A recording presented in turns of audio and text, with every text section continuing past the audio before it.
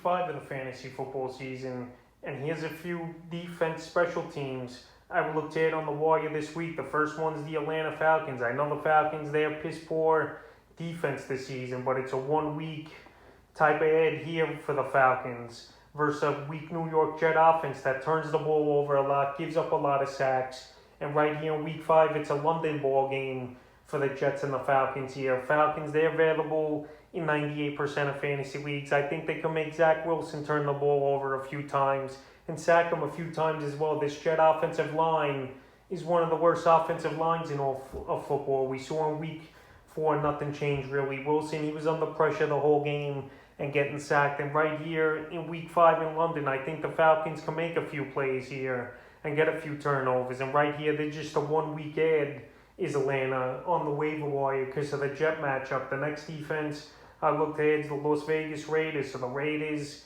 their defense this season hasn't been good, but so far this year they're off to a great start is the Vegas Raiders, but mostly because of the offense. The defense, not so much, but right here the Raiders, they're available still in 89% of fantasy leagues, and they got a great matchup in week 5 versus the Chicago Bears. The Bears offense don't really move the ball. I don't care if it's Justin Fields or Andy Dalton starting in week 5. I think the Raiders defense, they're good for double-digit fantasy points in this ball game here. Even the Detroit Lions did a pretty decent job versus the Chicago Bear offense. And if David Montgomery is going to be out as well here, that's definitely another big missing piece of this offense. So the Raiders here, I think they can make a few plays versus Chicago, get to Fields and Dalton, especially if Dalton's starting. He's not mobile at all, really, and have a decent fantasy day. So right now, I would give the Raiders an ad for this week. The next defense is the Green Bay Packers. So the Packers this season, they've been a pretty solid defensive unit. And in week 4, they had another good ball game with Green Bay versus the Pittsburgh Steelers. 17 points allowed, 2 sacks, an interception, and a fumble recovery. So right here, week 5, a good matchup with the Cincinnati Bengals. Even though I know the Bengals are rolling this season so far with a 3-1 record here, including beating the Pittsburgh Steelers in a shocking game in week 3. But Joe Burrow's still a young quarterback. His offensive line, in my opinion, isn't all that and not giving him the greatest of protection.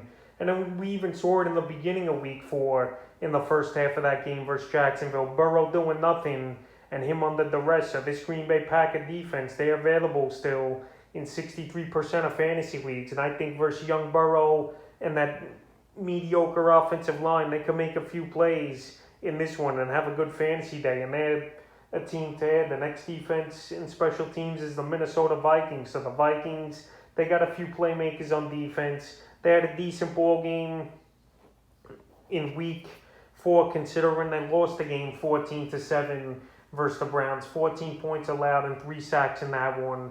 And they got a good matchup in week 5 versus Detroit. I think they're going to put pressure on Jared Goff early and often. And Detroit, their offensive line as well is a struggling unit this season. So right here, they're available, Minnesota, in a lot of fantasy leagues at 84%. And I think they're a 1 week ad as well, but they haven't been totally horrible this season here as the Vikings. But I think they can make a few plays. Jared Goff, we know he's turnover, and a guy, once you get a hand on him, that's going to go down for a sack as well. So I think the Vikings at home versus Detroit can make a few plays, and they got to bounce back after an abysmal performance in week 4 in the 5th and final defense. I'd look to give an ad on the wire this week. It's the Dallas Cowboys. So the Dallas Cowboys, they're still one of the worst teams in terms of yards and points given up this season. But right here, they got a knack for turnovers this year, which we haven't seen with this Dallas Cowboy defense in decades, in my opinion. And the last few weeks, they're giving up points, but still creating turnovers. Week 3 versus Philly, 15 points allowed, 2 sacks, 2 windows, including a pick 6 by Trevion Diggs.